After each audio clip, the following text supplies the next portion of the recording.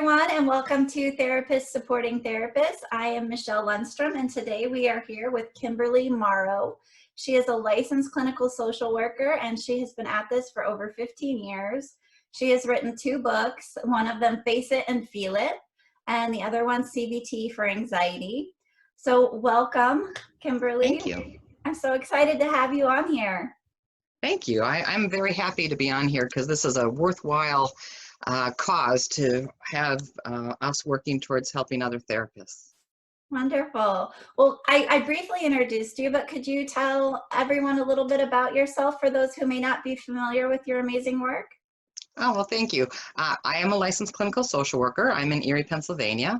And so 3 days a week, I see clients with anxiety and OCD, and I tend to see the most severely ill. You said that I've been doing this for over 15 years. I think I'm actually at 29 years, so I'm almost at the 30-year mark. It's hard to believe, but I'm absolutely passionate about helping people live well with anxiety and OCD. And then the other days, I have a business called Anxiety Training. That's both online, where therapists can get easy access to webinars and online courses about anxiety and OCD. And then I travel all over the United States giving in-person workshops. My goal, I figured out pretty quickly, is if I'm not teaching others how to do evidence-based therapy for anxiety and OCD, then I can help one person in my office, but I can help hundreds and thousands of people if I'm teaching therapists. So I'm grateful for what I do. I love it. Absolutely, and we're so glad that you do that because we all need that training, and as we also have our own anxiety that we're trying to manage. And as I'm thinking about the books that you've written and the workshops that you teach on managing anxiety, I think about us therapists as we sit on the front lines with our clients. And I'm just wondering, what are some of the ways as mental health professionals we can empower ourselves to manage anxiety that many of us are feeling as we're working during a pandemic? Yeah, and I was thinking about that just in terms of us, ourselves having anxiety. Whenever I give workshops, one of the first questions I ask is, how many of you are here because you have anxiety? And go ahead, let's start being vulnerable right away, right? And so I'm just going to start out today and say that I have social anxiety. And so every time I do something like this, and I do this a lot, get up in front of people, know that people are watching me, it triggers my anxiety. In terms of if you're watching this now and you struggle with anxiety yourself, I think one of the most powerful things that we have is presence, right? We know that anxiety in and of itself actually isn't a problem. It motivates us to do things. We can, it helps us show up and be prepared. But if we begin to fear having that feeling, because anxiety can feel pretty awful, and if we begin to fear it and worry about, how will we handle it tomorrow or a year from now, if we're still doing this quarantine a year from now, that's when it really begins to hijack us and we don't have presence anymore. I think one of the wonderful things as therapists is we do have clients, and so either you're doing teletherapy or maybe you're wearing masks and they're in your office, or maybe some of you are taking walks with your clients. But I think the beautiful thing about being therapists is we can really choose to be present with our clients and kind of teach our brains that this is where I'm choosing to be rather than hijacked into the worry of the future. So I think presence is really important, and hopefully all of us have learned a little bit about mindfulness and practicing presence. I think gratitude is really important. I'm always teaching my clients that even though it feels like you don't get to choose how you experience this moment, we're trying to get people with anxiety to get in the driver's seat and drive their emotional brain rather than letting their emotional brain drive them. And gratitude is just a wonderful way to do that because you're choosing to look at what you do have versus what you don't have. And it's a slippery slope, right? Like literally I woke up this morning and I was thinking, oh gosh, it just feels like I don't have the freedom to go do what it is that I want to do. And then immediately I felt anxiety kind of grab me. And then I was like, oh, I don't even want to exercise this morning. I think I'm just going to let myself have the day off. And so I started to do that thing, right? And so then what I did was I got up and I had my cup of coffee and I just thought, oh, this is so delicious. And actually, I am grateful that I get to go to work this morning and I get to have a conversation with you this morning.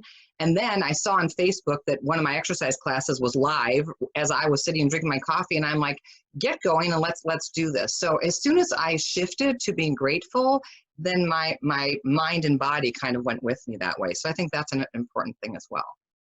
I just love that about about what you're saying is to embrace it. Like, we're not trying to get rid of anxiety or villainize anxiety. And I think a lot of things start to villainize anxiety. Like, it's something we need to eradicate. And I agree with you that it's something that we need. Like, whenever I feel anxious, I'm like, okay, this is my procrastination alert system. What am I procrastinating on? Let me Uh-huh. evaluate what's going on. Or is this completely manufactured? And I need to shift. And those are great tools, thinking about moving into gratitude. And I love that example. Yeah, I think, what you're saying about, we don't want to get rid of anxiety. That is like so important. And being curious about it and trying to decide, is it here to teach something about procrastination or to get us to, exercise? But sometimes, I mean, with my clients, sometimes I'll just say, I'm just having this free floating anxiety today. Have you experienced that before? And what do you do with that? And so the goal isn't to act as though we don't have anxiety as therapists. The goal is to, with our parents, with our clients, walk that path, and be able to just be in it and be curious about it, right? Absolutely. I love that. So I've also heard from mental health professionals that it would be really helpful to have some information for managing that anxiety and those OCD symptoms or traits while working from home. Do you have any tools or tips that therapists could add to their toolbox to support themselves? Well, I guess first I just want to make sure that if you're a therapist and you have anxiety or OCD, that you yourself are knowledgeable about how to be well with it. So I hope you know a little bit about exposure and response prevention therapy. It's a form of cognitive behavioral therapy, and I think the goal of that is to be able to walk towards the fear and tolerate the discomfort and the uncertainty, right? So at least I know for a lot of my clients, and I see therapists as well, some of the uncertainty going on right now is, what is this going to look like, tomorrow, next week, next year? Others, as therapists, has to do with like our billing. Like, I don't know if any of you are struggling with some of your insurance companies. As we transferred over to telehealth, some of the insurance companies are having a difficult time getting us our money. And so then there's the third thing that's coming to me too, and that is the rules of quarantine, right?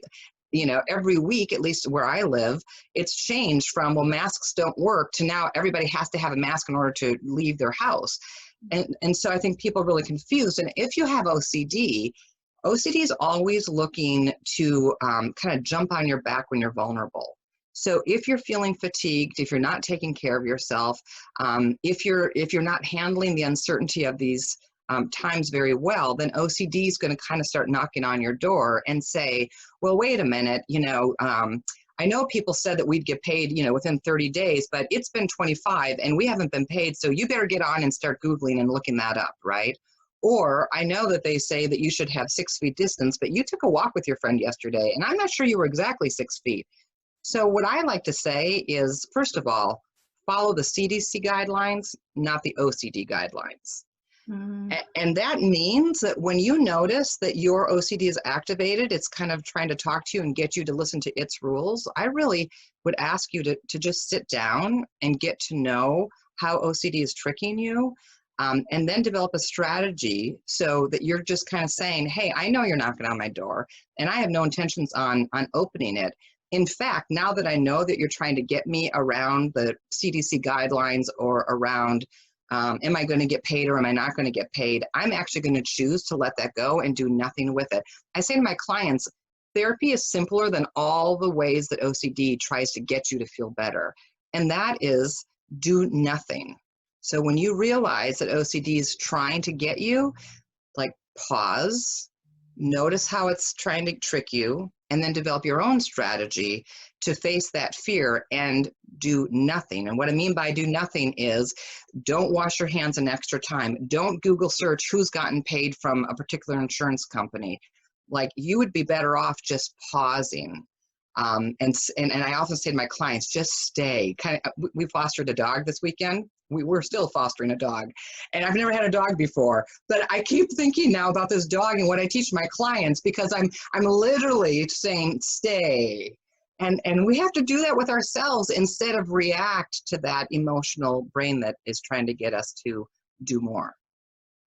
Yes, absolutely. And I used to be a dog trainer, so it's interesting you bring in the dog example, but you're so right. And one of the things that dogs taught me when I was training dogs was when they would get into that overthinking and they would get into that rigidity and really trying to please me, then they were just too anxious. I wasn't really going to teach them anything that was going to stick. And so I've been able to incorporate that for myself as well in my own work of when my brain is rigid and I'm over analyzing everything and I'm looking at Facebook again and again in the chat forum to see like, oh, what do I bill it this way or do I bill it that way? Or do I, right? Like, are they paying this? Is this insurance company doing it? Right? It's like that same thing that the dogs would do. And so Yes. they've taught me, because they're brilliant teachers when we watch their behaviors and how they interact, you can just stop, right? Because at that Yep. point you stop training. Yep, you're absolutely right. And so if there's something that all of you can take away, like I always say in my workshops, like even if you only take away one thing, remember this. So remember, do nothing. There's that story of the first arrow and the second arrow. And the first arrow is the stressful thing that happens to us that we can't control. Life is full of stressful things. The quarantine, not getting paid, that's the first arrow. The second arrow is our response to that first arrow, and that's the poison dart, right? And typically our response happens very fast because of the emotional intensity that we feel from that initial stressful event. If we can just slow down and do nothing in that space, maybe we breathe, maybe we just continue on with our day, maybe we do something we value, but we don't respond to the emotional intensity of that, then when our emotional brain quiets down, then our wise mind can show up. And we might have a better sense of, oh, you know what? I think I'm just going to wait and do nothing about the payment because it'll start to trickle in. By the way, I find it interesting that you're in Iowa and I'm in Pennsylvania.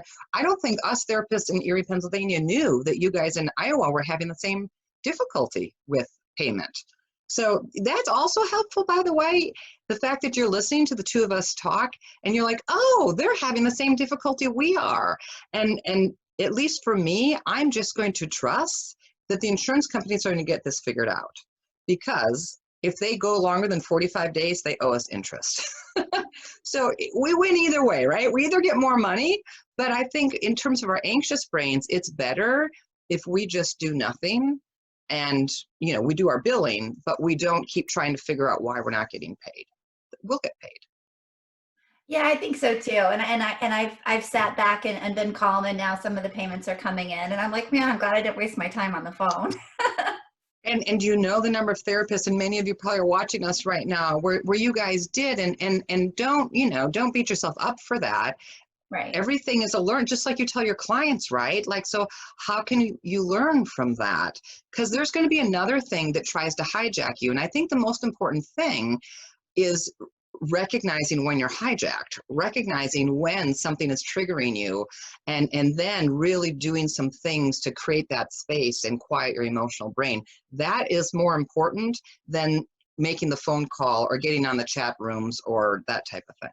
Absolutely. No shame in recognizing those things help us learn about ourselves. Yes. Yeah. So speaking of learning about ourselves, I'm curious, what have you learned about yourself in this process as a healer and balancing also being a human being during a pandemic? Yeah, I have really chosen to take this time to learn as much as I can. And first and foremost, I'm so grateful for just that I have work, I have income coming in, I have enough food on my table, I have all my family at home, which includes 3 adult children and a cat and a dog. And again, I can look one way and say, this is so stressful, it's not what I had planned, it's not what my kids had planned at this time in their lives. But from a gratitude place, I think I'm learning a lot, and I hope that each of you are able to tune into, what is the universe teaching us right now? My teaching point is that it's really easy to kind of get high on all the great feedback that I get. I love what I do. I adore my clients. Everybody gets well. The therapists that I train can't get enough of our training. So it feels like, well, then more must be better, right? So then more people ask me to do more workshops, and you know, I have easily 6 months of clients waiting to see me. And I think, well, if this feels good, then more must be better. And during quarantine, I have to wait. I can't do the in-person workshops anymore. I can't see any more that people than I can be healthy seeing right now. And I have to wait. And it makes me think of yesterday. I was in Aldi, and you know, you can only go one way in the grocery stores if you guys are grocery shopping. You have to stand 6 feet apart, and you have your mask on. And I wanted organic strawberries. And the woman in front of me was literally looking at every single container of strawberries. And I don't know how long she was there. It felt like a half hour, but let's say it was 5 minutes. And I was looking at the people lining up behind me. And then eventually she found hers and left. But while I was waiting in that space, I thought, this is what I teach my clients all the time. And what can I learn right now in this waiting place? I could either be frustrated, or I could be grateful that I really believe the universe is saying to me, you don't have to be everything to everybody. You can only be what you can be, and first be it for yourself, and just be in this space. And so anyways, I take walks in the woods almost every day, and I'm grateful for that teaching. And my challenge to myself is, when everything gets back to normal, how do I start to practice saying, no, I just can't do that, because I want to have these spaces where I take care of myself and I slow down. Oh, that's beautiful. Yeah. And so much mindfulness in what you just shared as well. Mm. Yeah. So I'm thinking Mindfulness is a wonderful way of being with anxiety, because, about, you know, if we can be with discomfort, then we don't have to fear it. And anxiety grows when we fear it. yeah. Yeah, it does. So if we're standing in line at the grocery store waiting to get at the organic strawberries, or if we're in between sessions and we have a really packed and busy day, um, do you have any, you've talked about breath exercises and gratitude. Do you have anything you'd be willing to teach us today and give us a little sample? You know, I think what I'm just going to tell you or teach you is what kind of breathing helps activate the parasympathetic nervous system, because every client I have, and I don't care if they're, you know, the head of a hospital system, or they're, you know, 8 years old and have had, you know, a year of therapy already. When I say to them, show me the kind of breath that you take when you're really, really stressed, and you finally realize, oh, I'm going to take a breath. And maybe you and I can do it together. But typically when someone's super stressed out and they take a breath, they might do something like this. And so what did you notice when I was breathing? What part of my body was moving? You did an inhale and then you made a sound on the exhale, but yeah, your shoulders. My shoulders went up, right? And was my inhale or my exhale longer? Do you remember? Could you Your tell? exhale was longer. My exhale, well, that would be good.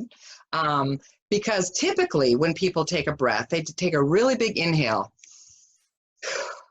So they take a long inhale and they use this part of their body. And what that does, and this is the part that some of you may not know, what that does is that actually activates the sympathetic nervous system, because the more oxygen you take in, the more your brain says something must be going on, because we just had to bring in a bunch of oxygen. And if you need a bunch of oxygen, you might need to move, because a saber-toothed tiger is coming after you, right? So the more oxygen you take in, the more your brain is going to release chemicals for you to be alert, and for you, and you know, and for you to be able to move. Now, if you're really tired, by the way, in session, you've had 4 in a row, and you're like, oh my God, I can't get through another. Take that, you know, make it only through here. Take 3 or 4 big inhales and short exhales, and you'll wake up and feel a little bit anxious probably, okay? But in between sessions, if you're trying to take care of yourself and you're trying to say to your brain, hey, you know, we're in a calm, quiet environment and we're just going to be chill right here. Then the breath you want to take is actually a longer exhale. And pretty much everything I teach is do the opposite. So we're actually going to start with an exhale, and then we're going to take a shallow inhale. So we're going to do a long exhale, and then just a regular inhale or a shallow inhale, okay? And what we're going to do is we're going to increase our carbon dioxide levels, and we're actually going to decrease our oxygen levels, and you'll see the difference of what that feels like, okay? Okay. Okay, so let's go, and if you need a visual with it, I like to say blow out the candles and smell the flowers. So you're just doing a with the inhale, and then a with the exhale, okay? All right, so what we'll do is we'll take 3 of those, and I'll be doing them as well. You also want the breath to go all the way down to your belly. So when you're blowing out, you're bringing your belly in, and then when you're breathing in, your belly should be going out like a balloon. You're putting air into the balloon, okay? Okay. All right, so you can watch my hand. So we're gonna start with blowing out.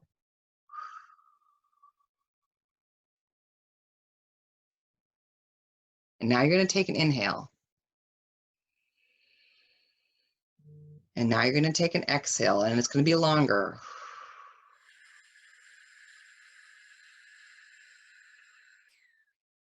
And now you're gonna take an inhale. And now you're gonna take an exhale.